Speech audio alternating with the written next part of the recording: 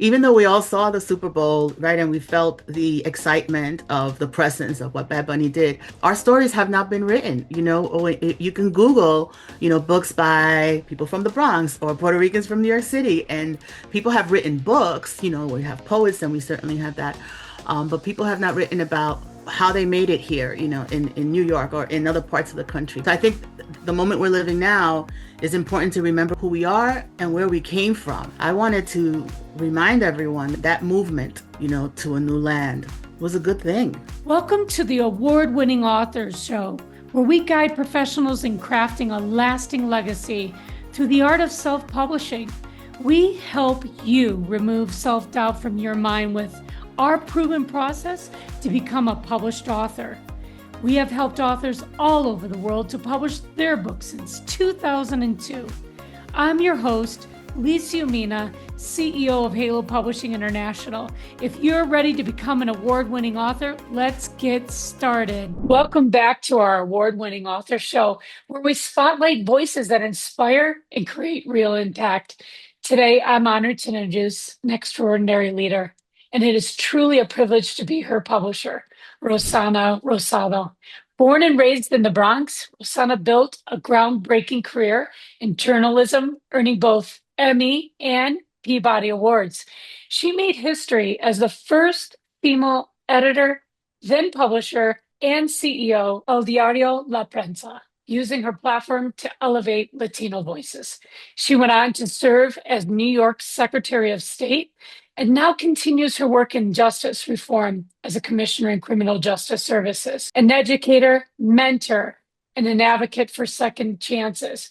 Rossana is driven by purpose, leadership, and a deep commitment to change. Please join me in welcoming Rossana Rosado. Thank you for joining me today. Thank you. Great to be here. How does it feel now? What is it like standing on the other side? Your story no longer just lived, but finally held in your hands. It feels great. I mean, I've got some great feedback and it's exciting. You also kind of forget that you wrote all this stuff. So people are talking to you about your life and you're like, how did they know that? Or wait, how about when you're reading, you're like, wait, I went through all that, And looking back, you're just like, wow, it is an incredible story. One of the things that excited me about working with you is obviously putting Latinos that message, and it's big. I mean, especially after the Super Bowl, I think I spoke with you about that. I'm like, oh my goodness, I was just so emotional about everything, and I just love that you're paving this way. You're giving a voice for someone who doesn't have a voice and the permission to be the person they need to be, no matter what background they have. And so for me, this book, it says so many things. I think every single person should read it, obviously today in the world that we're living in, especially in the United States. So that being said, Sana, what is it about your journey that works so well for a book being published now in the current state of the world? Why does it feel so necessary or so urgent? I think that it's so urgent because even though we all saw the Super Bowl, right, and we felt the excitement of the presence of what Bad Bunny did, our stories have not been written. You can Google, books by people from the Bronx or Puerto Ricans from New York City, and people have written books. We have poets, and we certainly have that.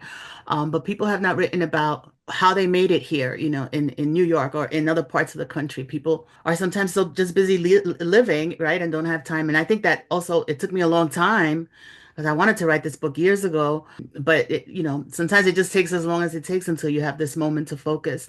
So I think the moment we're living now is important to remember who we are and where we came from, and our ancestors who came to this country, because there's such a narrative, a negative narrative about immigrants or migrants. In the case of Puerto Ricans, they were citizens, but it's still an immigrant experience when they come to this country.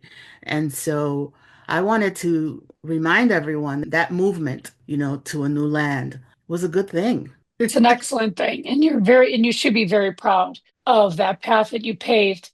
As you were beginning your career, let's help these listeners understand this huge story about you and this legacy that you've created. Did you already know you wanted to write a book? And if so, how is the dream different from the reality of publishing it? I always wanted to write a book. Like when I went to college, I wanted to be an author. And and I talk about this in the book when the head of the English department said, "Why are you an English major?" And I said, I'm going to teach English, but then I'm going to write, the great American novel, I guess. And she said, you can't teach English because you have an accent. And I laughed because I told her my Spanish is not that good. I think she was talking about my Bronx accent, maybe. I But don't hear it. I don't hear it. I was very young. Well, I've refined it, but I was very young, and so I didn't have the vocabulary with which to debate her. And I remember I was kind of whiny. I said, "But I want to write," and she's like, "Oh, that's journalism." And so I just switched my major to journalism. And, and then I discovered, right, what journalism was. And I said, okay, this fits, I can write for a living. So it's like even people who are not well-intentioned can, help find a path. But my goal was always to write a book. And I feel like I was always writing chapters of it throughout my life and through I think at some point, you become intimidated and you say, is my story really worth telling? Do I have enough adversity? Do I have enough this or that? But it was always my goal. So I'm really pleased that I finally did it. When I see, the book on Amazon, it's just a thrill. Is it? Yeah, so surreal. I think sometimes, it's well, we want it to be done in this day or this time frame, but it's always been in the moment. And in my faith, I know it's his moment more than it's our moment.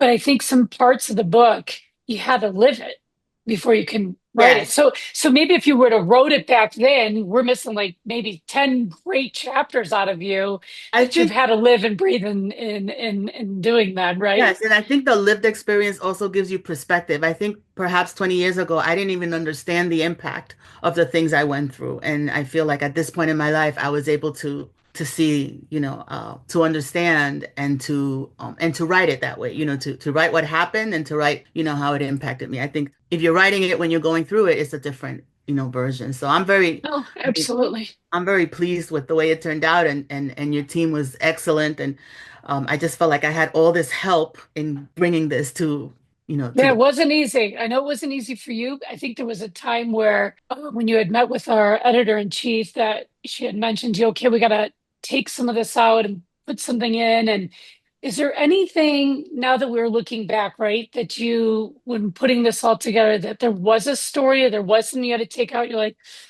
I get it, but I really wanted the world to know about it. Well, no, I struggled with keeping this book about me as a memoir, as opposed to being it being a book about the media or being about El Diario, because I spent so many years there. So I left a lot on the cutting floor, but I feel like there's room for another book. Um, Uh-oh, you said that. but I really wanted to focus on, and I think the great thing about a memoir is you can take a moment in time. It does not your whole life, it's not a biography.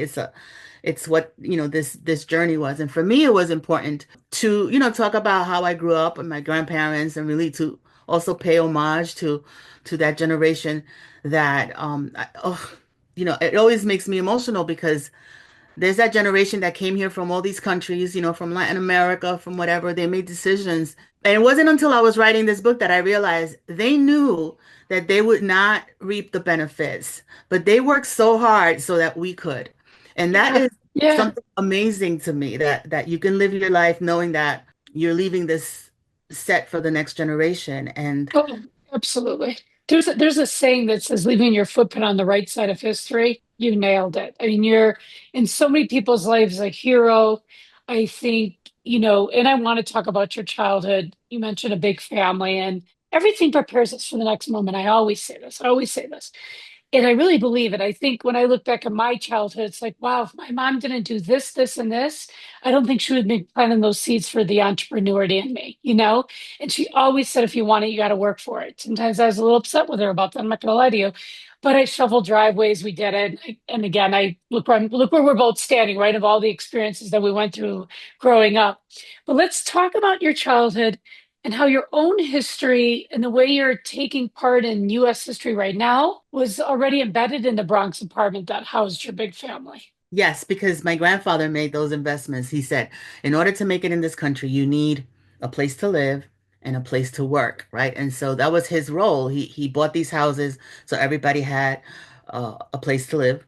And then he bought the bodegas, which are grocery stores, and all the men worked for him, so everybody had a livelihood. I mean, they didn't make a lot of money, but they made their salaries, and then and when you have food, you don't go hungry, so you have a grocery Yeah, store. And exactly. so when Exactly. we were young, we had no idea. And even, he died young. He died when I was in college. And so it was, again, in the writing of the book that I realized the wisdom of what he did to set everybody up. And it's really funny because now, today, the same house, 1318 Wheeler, my uncle died, and now the grandkids are, battling it out. And I'm like, my grandfather did all this work, and these people are battling like it's just a piece Wow. of real estate. But it was it's our whole childhood. And I have a cousin who was born when I must have been like 17 or 18 when she was born. So even though she's my cousin, it was three of them who were born after all of us grew up together. And so I sent her some chapters because her mom, who was my aunt, had passed away, in 2000. She had breast cancer. So I sent her some chapters, and she sent me, this beautiful but long, email about how she had a parallel life. She grew up in the same place with the same family, but my grandfather was gone. But all the parallels of growing up in family, and then reading my book, she kind of re-met the elders, right, who were no longer Yeah, around, including exactly. her mom. So, you write this book and then you don't know how it's going to impact individuals. So I Isn't did that, want to but write a book that's the for my amazing part family. about the writer, because we don't get to see that as much as we want to, right? You know, someone's read something, maybe someone's cried about something, they've changed something, they're inspired something in your life by your words. But to get that type of feedback, and I'm going to talk about that too. It's just another affirmation that, again, all those self-doubts that you had before, should I write it? Is it worth it? Right? And then I always say we're so naked when we have to put our work out there because we have to be so open to any type of feedback that we get. And Yes. so for me, even the negative Neds, right? Hey, did you write a book? Have you lived a life? Have you taken risks? Have you, so so going back to your childhood, I also hear, which is really important, is that your grandfather taught something and instilled this amazing piece into your families that we take care of each other. He didn't arrive here and say self-serving me. All that money he spent, he could have had a whole nother lifestyle, let's be honest. And I love that. I love that about big families. Here in Mexico, the same thing. Everyone's taking care of everyone. I have a heart for Latinos for that reason. It's a big thing I feel that even in my generation, in we just don't have that kind of connection. It's not a, American meal is let's sit down and eat, look at our cell phones and let's leave, right? Yeah. A Latino meal, I set beside seven courses 4 hours later and you're having I dessert, know. And right? we've lost some of that in the new generations because Mm, after my grandmother died in 89, nobody was going to Wheeler anymore. So everybody kind of spun off into their own families. But while my yeah. grandparents were alive, and especially my grandma, everybody coincided, like Mother's Day and holidays. And Yeah, they're we big had holidays, big Yes, and moments. so I missed that because I think in the next generation, everybody kind of, they moved away, or the Or they don't grandparents, have time. People don't make or time they for don't those have things. time, Yeah. and they want to raise their kids differently, so it's not the But I, same as when we grew up. I always tell people I never had to invite friends to a birthday party because we had 13 cousins, so there was no play dates. Your playmates lived upstairs and across the Wait, drive. I want to ask you this because I have to compare it. I know the Mexican families with the weddings. How many people are at a wedding for the Puerto Rican families? How many people are invited Well, to a like wedding? you invite 80 and like 150 show up, and they bring people. It's amazing. Those are angelic moments that I just don't want to forget. So I think your book captures that innocence of us growing up and appreciating family back in the day, right? Back in the day when we weren't married to cell phones and looking at our watches and just really enjoying family time and growing up, right? Yes, So and also a time when people weren't reading parenting books. Everybody was intuitive, and you learned a little bit from each adult, like yeah, you put it all together, and sometimes you had to figure stuff out. when you first came to us with the manuscript, remember it was much longer, right? And so and I can lead into this. I know we talked about some things that you might have had to take out. If you were to to leave, like if there was a message, when someone reads your book, what would be that message for that reader that you're like, if you read my whole story, and there might be a few takeaways for sure, but what's one that hones in on your heart and soul? Like, I want someone to read my book and get this or feel this or have this experience with me. What is that? I want people who read my book to understand that I am not an anomaly, that there's so many people like me. And they're from the Bronx, they're from Queens, they're from the outer boroughs, and they did not have privileged lives, but they've done well. And when you think of the Bronx, people think J-Lo, Sonia Sotomayor, and me. And there are many more. I want people to know that there are many more. But also, I did an epilogue, which I wasn't sure, Camilla wasn't sure if it would work, and I wasn't really sure, but I said, at the end of the book, at the end of my story, I left El Diario. So I covered my, kind of my 30 years in media. But then I did this epilogue. I wasn't sure if that was the right place, but it was so important to me because I Mhm. pulled back the lens and I said, let me tell you who we are.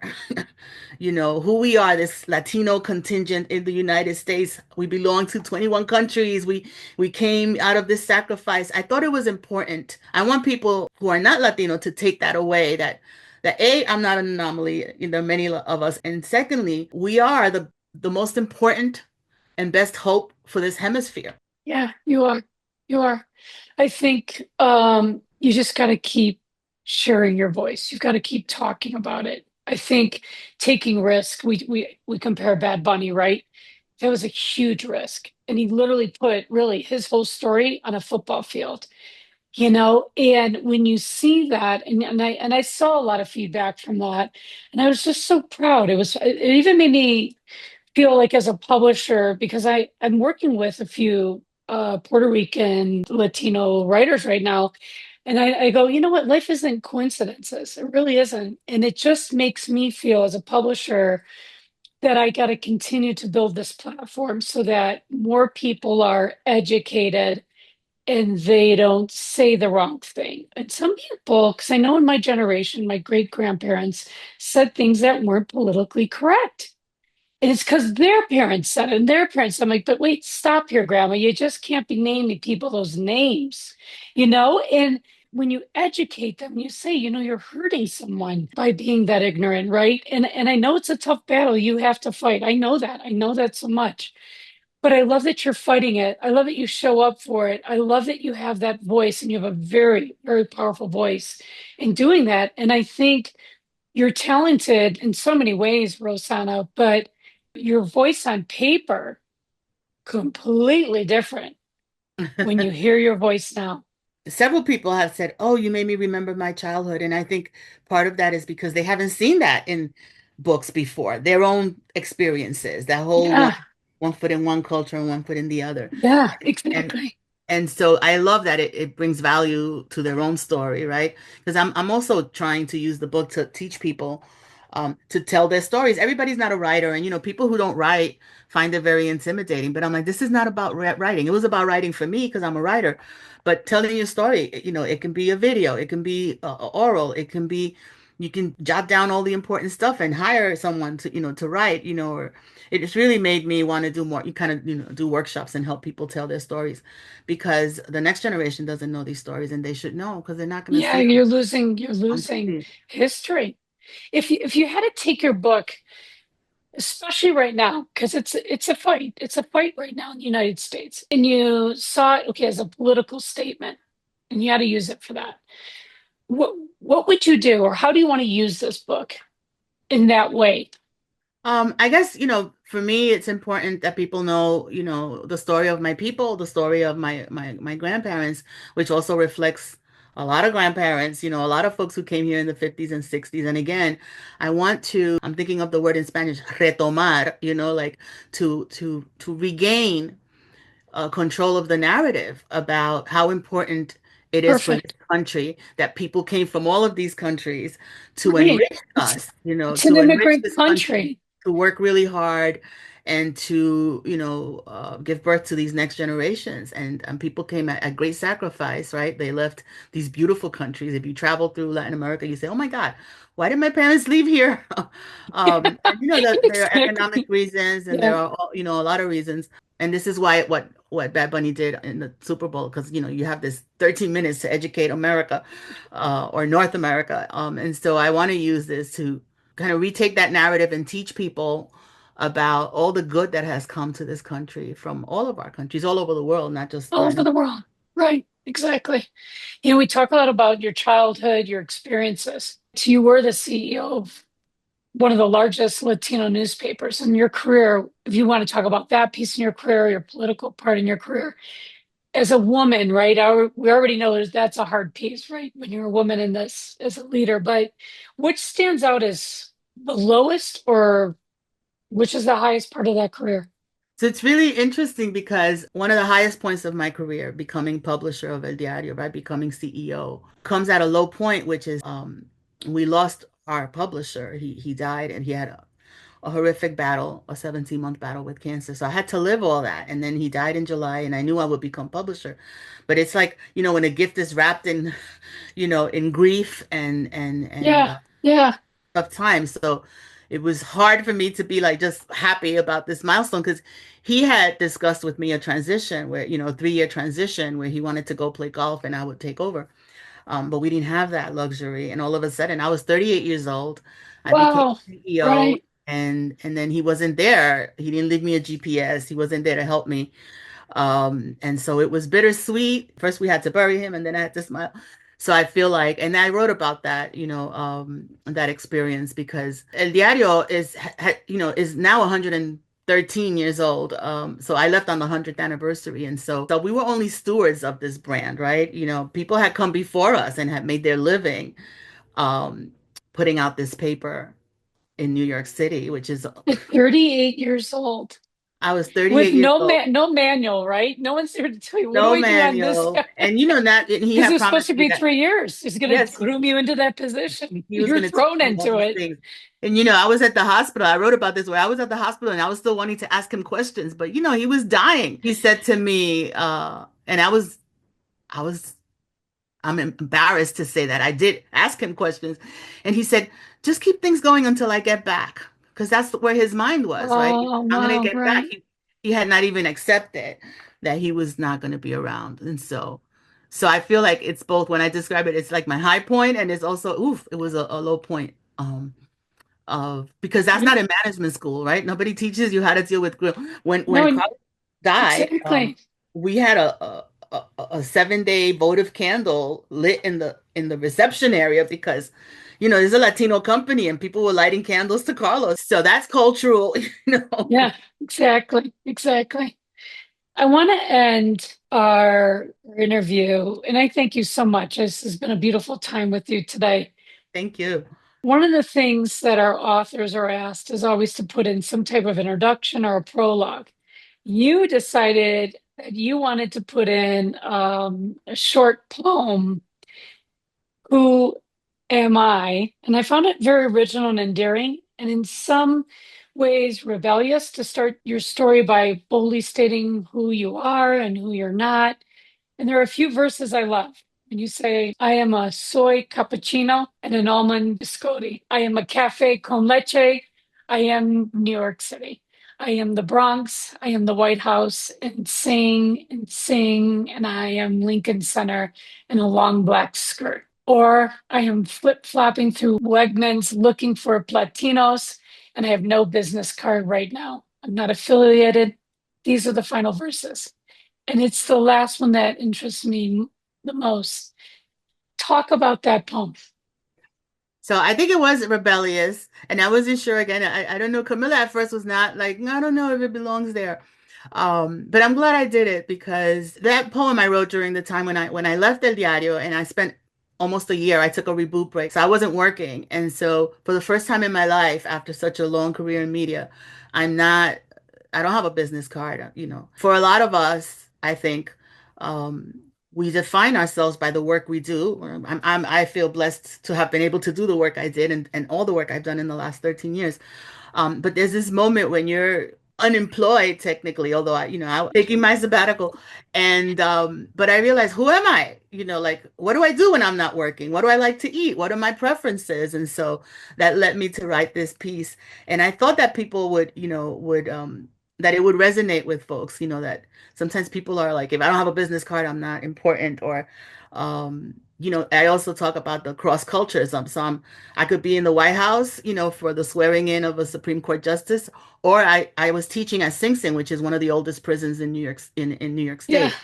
And I could be at the opera, but I could also be, shopping for platanos. So we're constantly stepping in and out of our culture, Yeah. and I'm born and raised here. So I'm an American, Puerto Rican. I define myself as Puerto Rican, but I'm born and raised here. I've never lived in Puerto Rico. I never lived anywhere but actually New York. So people make fun of me because I haven't left the state, but I love Or it you here. haven't even left the state. That's the other No, thing. You've I been in have. the United States, or you haven't even left the state. I mean, I've traveled all over the Oh, country. yeah, all over the I've world, never right? found a place I want to move to. My parents are in Florida, and I'm like, yeah, no, I'm a New I mean, the Yorker. weather's nicer, but there's a lot of Yeah, action. You're a girl that's got to be in action all the time. You're not sipping martini or having drinks by the beach. It's just you're yeah. gonna be doing I a mean, lot I of like I things. like vacations, but I've always felt also a sense of purpose here in New York. In New York, I think different than the other cities, although I think Miami comes close now, maybe even LA.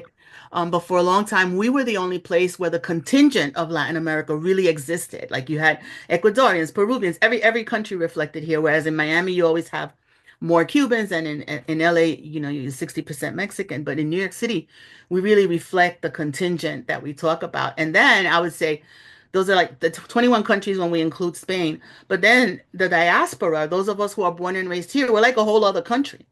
Yeah, You know, exactly. all the All country, in its everybody who's yeah, born and raised exactly, here is exactly. like a whole other country. So I think, I mean, and again, I think that's all great. That's all great for New York.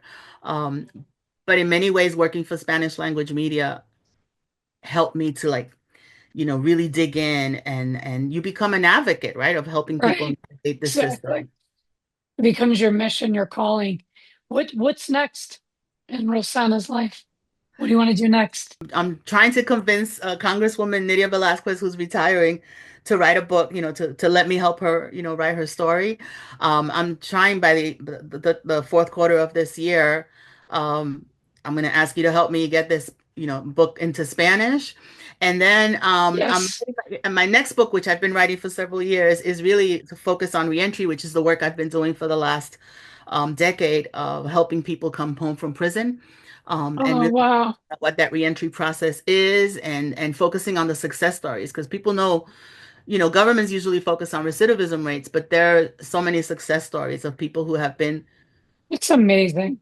It's amazing in 'cause that's prison, hard. have been It's through hell, hard and then they to, come back. yeah. And I love that kind of rebirth Yeah. uh, I of love that people. too. I love it. You're doing missionary work. What you're doing. Kind of sometimes, You've got a but lot I of work to love, do.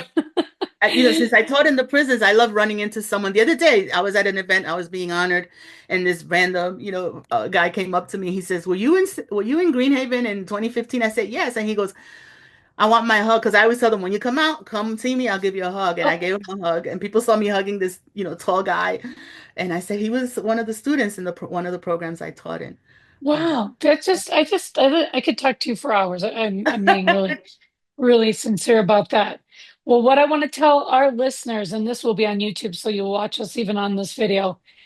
Our number one Amazon bestseller, Rossana Rosado, she is on Amazon, Barnes& and Noble, Goodreads, Books a Millions. Just Google her. She's everywhere, everywhere. You even heard in her conversation today with me. She's doing so many amazing things. Be a part of it. Enjoy her message and see what message it means for you. Thank you again for having me. thank And oh yeah, you. thank you for again for you being with me and having me in your life. That's what I was going. And I know this is just the beginning of a beautiful friendship. And I know in the near horizon, I'm coming up to New York. I definitely want to meet you in person. It'll be something that's definitely a part of what I want to accomplish with us. Maybe we talk about book two over lunch in the Bronx. That's our Let's goal. do that. I'm Yeah. putting it out there. I'm manifesting it. Okay. Yes, of course. Thank Alrighty, you. Will you take care? Thank you again for being a part of my life. Thank you. Thank you for listening to today's episode. If you're ready to publish your book, please submit your manuscript on halopublishing.com, or you can download our free publishing guide to learn everything you need to know about the entire self-publishing process. Start writing your legacy today.